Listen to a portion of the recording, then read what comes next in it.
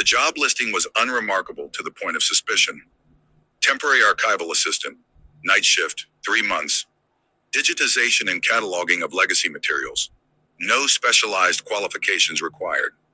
The pay sat slightly above market average, enough to make me reread the number twice, but not enough to trigger immediate doubt. The address was listed as an administrative facility outside the city limits. No company name I recognized. No photographs. I applied because I needed something quiet. That should have been the first warning. The facility revealed itself gradually, as if it preferred not to be seen all at once. A narrow service road peeled away from the highway and wound through scrubland and low trees, the kind of vegetation that survives because nothing bothers to remove it. There were no neighboring buildings, no lights beyond the weak glow of the road ahead. My phone lost signal somewhere between the last visible streetlight and the final turn. The building itself was low and wide, pressed into the earth rather than rising from it. Concrete walls stained darker near the ground, as if the structure had been sweating for years. A tall fence enclosed the perimeter, newer than the building, topped with unremarkable wire that suggested function over deterrence. There were no signs, just a stenciled alphanumeric code beside the gate, flaking at the edges. Inside, the air was cold and dry. The kind of cold that doesn't feel natural indoors. It settled into my clothes and stayed there unmoving. Fluorescent lights hummed faintly overhead, not flickering but never fully steady either. The sound blended with the building's silence in a way that had made it difficult to tell where one ended and the other began. The man who met me in the entry hall did not introduce himself. He looked like someone who had been in the building longer than was healthy, pale in a way that suggested fluorescent lighting rather than illness. He handed me an access card, a clipboard, and a set of keys tied together with a thin wire loop. "These doors are numbered," he said, tapping the clipboard. "Do not open rooms that aren't on your list." I asked him who else would be on shift. "No one," he replied without emphasis. He explained the work with mechanical clarity. Convert analog records to digital format, verify integrity, log metadata exactly as printed, no interpretation, no correction. If a file appeared damaged, I was to note it and move on. Then he paused. "If something feels wrong," he said, choosing the words carefully, "leave the room. Do not investigate. Do not attempt to finish the task." I waited for a smile, a joke, something to soften the sentence. Nothing came. My shift began at 11 p.m. The archival levels were underground, accessed by a concrete stairwell that descended further than I expected. The air grew colder with each level. The doors at the bottom were heavy, thick, and sealed with rubber edges, like something designed to keep more than the sound out. The room assigned to me was labeled D17. Inside, the layout was identical to the others I would later see. Long metal shelving bolted to the floor, rows of uniformly sized boxes, a desk fixed in place, and a single recording station wired directly into the wall. Nothing in the room could be moved without effort. Even the chair felt heavier than necessary. The silence was complete, not peaceful, engineered. When I shifted in my seat, the sound of fabric moving felt too loud, as though the room had been designed to notice such things. I turned on the recorder, and its low mechanical whir was almost comforting. The first tapes were dull. Field interviews, incident reports, audio logs recorded in voices trained to sound neutral. Dates stamped across decades. Some files crackled with age. Others played back so cleanly they felt recent, which unsettled me more than static. Hours passed. At some point, I stopped checking the time. Then, while returning a converted tape to its place, I noticed a box that didn't belong. It sat perfectly aligned with the others. Same size, same condition. But where a label should have been, there was nothing. No faded ink, no residue from a removed sticker. Just blank cardboard. I checked the shelf number. The checklist did not mention it.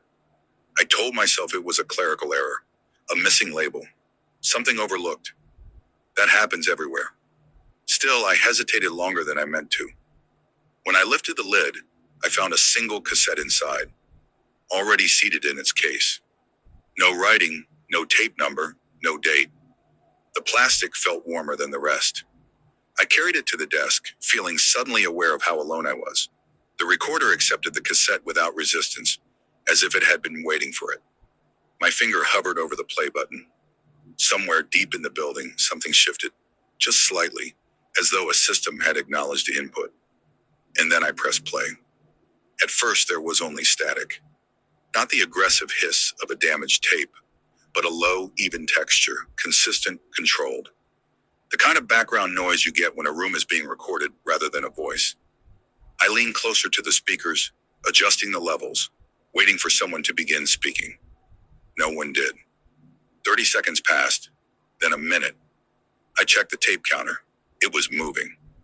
The static wasn't empty, it had depth, layers. I became aware of faint fluctuations beneath it, like pressure changes you feel rather than hear. The sound made the room feel smaller, as if the walls had leaned in by a fraction. I told myself it was ambient recording. Someone had left the machine running. It happened often enough in old archives. Then I noticed the breathing. Not loud, not rhythmic, just a subtle rise and fall beneath the static, irregular enough to resist pattern. I adjusted the headphones, convinced I was imagining it. The breathing did not grow clearer. It grew closer. I glanced at the door, still sealed. The access panel glowed steady green. No alarms, no change in lighting. I checked the metadata on the case again. Nothing. No name, no location. No indication of recording length. The tape continued to roll as if it had no end. I reached for the pause button. The recorder did not respond. I pressed stop, then eject. Nothing.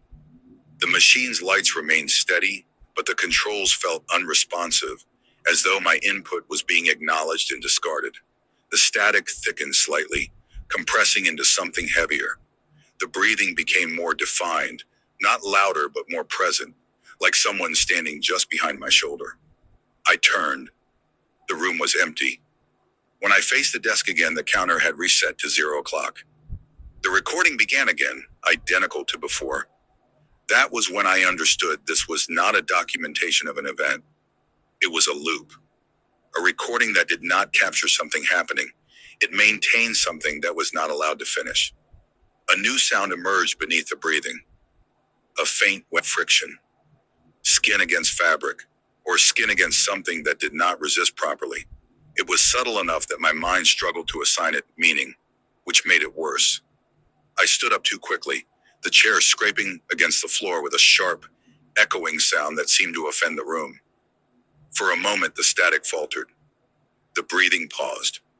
I backed toward the door, my access card already in hand. The moment I crossed the threshold, the sound cut off completely.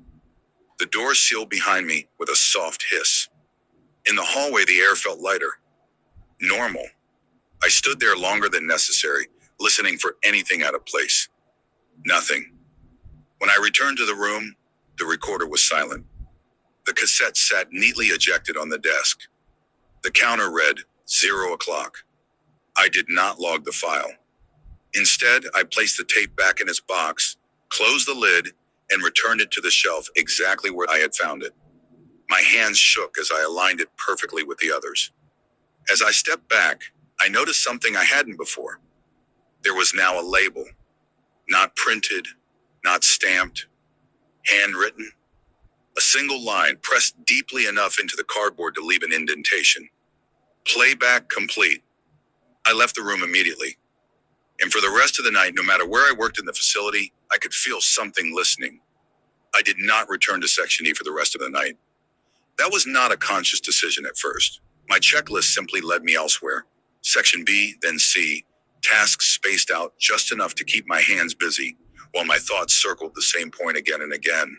I worked mechanically, converting tapes, typing metadata, saving files. I followed the procedure exactly. Still, something had changed. The silence no longer felt neutral. Between recordings, I noticed faint gaps. Not sounds, but absences where sound should have been. The hum of the lights seemed to dip occasionally, not in volume but in continuity, as if the building briefly forgot to keep producing it. Each time I would look up, expecting the lights to flicker. They never did. At 3:12 a.m., I realized I could no longer remember the name of the city I lived in. The knowledge was there. I could feel it, intact, but the word itself refused to surface. I tried to picture street signs, envelopes, maps. Nothing resolved. The harder I pushed, the more my thoughts slid sideways, like trying to grip something coated in oil. I stopped working and closed my eyes. You're tired, I told myself. This is what exhaustion feels like. I wrote the city's name on a scrap of paper anyway, copying it directly from my ID so I wouldn't forget again. The act felt excessive, but comforting. When I looked back at the paper a moment later, the word was still there. It just didn't feel like it belonged to me anymore. I started noticing other discrepancies.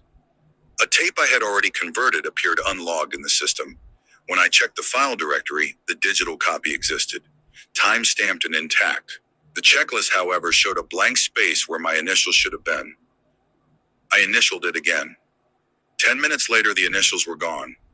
Not erased. Never written. I stopped touching the checklist after that. The breathing returned around 4 a.m. Not from the speakers, from the room itself. It was faint, so faint I questioned it at first. A shallow intake of air, followed by a longer release. Slow, patient. It did not come from any one direction. It filled the space evenly, as if the walls themselves were expanding and contracting. I stood very still. The breathing continued. When I moved, it adjusted. Not in rhythm. In response. That was when I understood what the supervisor had meant. If something feels wrong, leave the room. Not because it might hurt you immediately, because staying allowed it to calibrate. I gathered my things and stepped into the hallway. The breathing stopped. I leaned against the wall, heart pounding, trying to slow my thoughts. That was when I noticed the writing on my hand. Blue ink. My handwriting. A sequence of numbers. At first, I didn't recognize them. Then it clicked. An access code. One I had never been given, but which felt familiar in a way I couldn't explain, like recalling a dream only after being told it existed. I scrubbed at my skin. The ink smeared but did not fully fade. I went to the restroom, splashed water on my face, avoided looking at the mirror longer than necessary. When I glanced down again, the numbers were gone. In their place was a single word, pressed into the skin lightly, as if traced repeatedly until it learned the shape. Listened.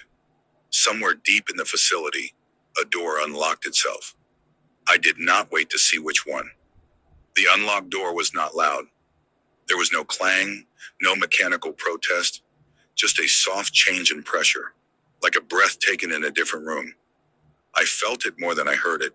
The hallway seemed to stretch subtly, its straight lines gaining depth they hadn't had before. I followed the sound despite myself.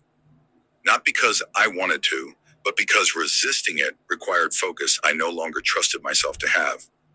Each step felt pre-approved, as though the path ahead had been prepared in advance. The numbers on the doors passed in steady sequence, descending. The door that had unlocked was unmarked. No number, no warning. Just a handle slightly warmer than the others. Inside, the room was smaller than the archive chambers, more like a monitoring station. The walls were lined with panels, old ones, analog dials and meters bolted in place, their needles twitching almost imperceptibly. Screens glowed faintly, displaying waveforms that moved too slowly to be sound. At the center of the room sat a single chair. Opposite it, a recorder. Not the model I had been using. Older, heavier. Its casing scratched and dulled by decades of use. A tape was already loaded. The label on this one was clear. Retention test. Active. I did not sit down. I backed away slowly, my heel catching on the threshold. The door behind me did not close. It remained open, waiting. The air inside the room pulsed faintly. In time with the slow breathing, I could now hear clearly. I realized then that the recordings were not evidence. They were boundaries. Each tape, each loop, each unfinished playback served as a weight holding something in place. The facility wasn't storing sounds. It was storing duration. How long something could be remembered without finishing. How long a moment could be held open before it became something else. The breathing deepened. One of the meters jumped sharply, its needle slamming against the upper limit before settling back down. A warning light blinked once, then went dark. The recorder's play button depressed itself. The sound that emerged was not static this time. It was a room tone identical to the one I was standing in. Same hum, same faint electrical whine. The recording was not capturing a past space. It was capturing this one. A feedback loop, not of sound, but of presence. I felt a pressure behind my eyes. The same sensation as earlier, but stronger now. Memories surfaced unprompted. Not emotional ones, but procedural details. Door codes, floor layouts, dates of recordings I had never seen. Knowledge settling into place as if I had always owned it. I understood my role with horrifying clarity. I was not a witness. I was a replacement. The supervisor's voice surfaced in my mind, flat and precise. Follow the procedure. The chair scraped softly as it shifted forward on its own. I turned and ran. The hallway resisted me, its length stretching, doors appearing where there had been blank wall before. Every access panel glowed green. Every route was permitted. That was worse than being blocked, because it meant escape was not a violation. It was part of the process. I reached the stairwell and took the steps 2 at a time, lungs burning, heart pounding hard enough to hurt. The building did not chase me. It did not need to. At the top level, the exit doors stood open. Night air rushed in, cold and sharp and real. I crossed the threshold and did not stop running until the building was a low, dark shape behind me, half swallowed by the earth. The doors closed silently. Behind them, something had been left unfinished. And unfinished things persist. The road away from the facility wasn't marked on any map I recognized. My phone had no signal, but the screen stayed lit far longer than it should have. The battery percentage frozen at 42%, no matter how long I walked. The night was unnaturally quiet. No insects, no distant traffic, not even wind through trees. Every sound I heard came from me. My breath, my footsteps, the faint click of my jaw when I realized I was grinding my teeth. I kept expecting to hear the building behind me. A door, a tone, breathing. Nothing followed. That should have been reassuring. Instead, it felt like the pause after a recording ends, where the silence is still part of the track. The road eventually curved into a service route, cracked asphalt bordered by scrub and rusted fencing. A sign leaned at an angle near the bend. Its reflective surface caught my phone's glow. Audio preservation zone. No unauthorized recording. The wording struck me as wrong. Not no entry, not restricted area, just recording. I passed the sign and immediately felt it. The same pressure behind my eyes. Subtle but unmistakable. The sensation I'd felt in the containment room, diluted but present, like residual charge in a cable that had been unplugged too quickly. I stopped walking. The soundscape changed. At first I thought it was tinnitus, a high, thin ringing, barely audible. Then I realized it wasn't constant. It pulsed. Not in time with my heartbeat, but with something slower, something patient. I turned slowly. The road behind me looked normal. Too normal. The facility was gone. No hill, no silhouette. No suggestion that anything had ever been built there. Just empty land, fading into darkness. My footprints ended abruptly a few meters back, as though I had stepped off a different surface entirely. I checked my phone again. The audio recorder app was open. I don't remember opening it. A waveform crawled across the screen, lazy and familiar. The input level hovered just above 0, responding to sounds I wasn't consciously making. I spoke without meaning to. Stop. The waveform spiked. Then came the playback. Not from the phone's speaker, from everywhere at once. My voice echoed back, half a second delayed, flattened and stripped of warmth. Beneath it, barely audible, was the breathing. Closer now. I shut the phone off. The sound continued. That was when I understood what carryover meant. Leaving the facility didn't end the process, it transferred it. The containment wasn't tied to the building, it was tied to the operator. The one positioned close enough, long enough, unfinished enough to hold the loop together. The pressure in my head intensified. Images flickered at the edges of my vision. Rooms I hadn't entered yet, meters climbing. Warning lights that would blink once and never again. I saw myself sitting in the chair, calm and compliant, pressing record as easily as breathing. I staggered forward, desperate for anything that felt human. Lights appeared in the distance. A town maybe, or just a cluster of structures pretending to be one. As I approached, I heard sound again. Conversation. Footsteps. A car door slamming. Relief hit me so hard I almost collapsed. The first person I saw was a woman standing outside a small convenience store smoking. She glanced at me, then looked away. Then she frowned. "Hey," she said. "Did you hear that?" My heart dropped. "Hear what?" I asked. She tilted her head, listening. "Sounds like someone breathing into a mic." Behind us, from somewhere inside the store, a recorder clicked and began to play. No one else in the store seemed alarmed. That was the first thing I noticed.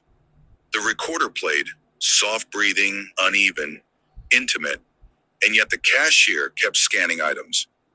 A man argued about change. The woman outside took another drag from her cigarette, eyes narrowed, listening but not reacting.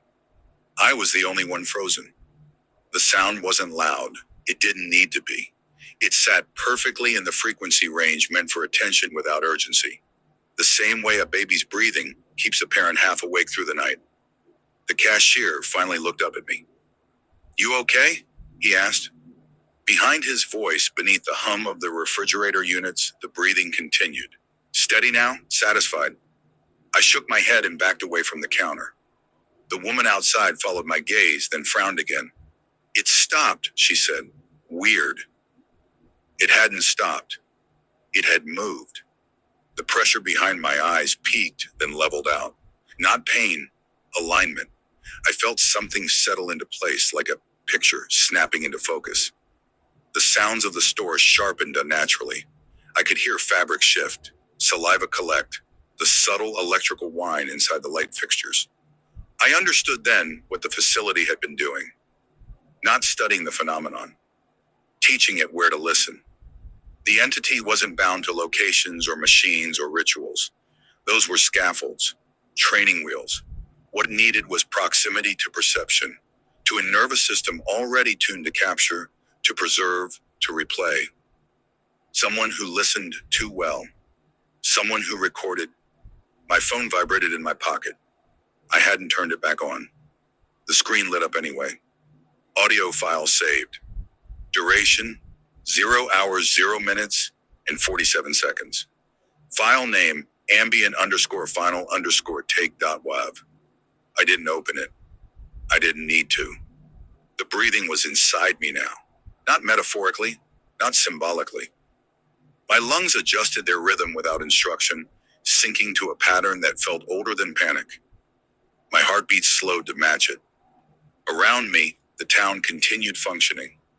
People don't notice transitions when they're smooth. I left the store. The woman didn't look at me again.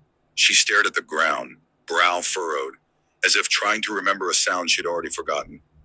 Outside, the night felt wider, more receptive. I walked until the buildings thinned and the road gave way to dirt paths and open land. I understood why I'd been allowed to leave, why no one chased me, why escape had been easy. Containment isn't about walls. It's about distribution. I stopped near a shallow river. The water moved constantly, disrupting the rhythm just enough to think clearly. I sat there until dawn, letting the sound inside me weaken, but never disappear. By morning, I knew what would happen next. I would write this down. Not as a warning, not as a confession, as a transfer. You can feel it now, can't you? That subtle awareness of your breathing. The quiet between sentences stretching just a little too long. The urge to reread a line, not because you missed it, but because it sounded right. That's how it starts. When this ends, you'll move on. You won't hear anything strange. Not yet, but later, when you're alone, when the room is quiet, when a device near you is capable of recording, you'll notice the silence feels unfinished, and you'll want to fix that. I'm sorry, but the playback has to end somewhere. And now,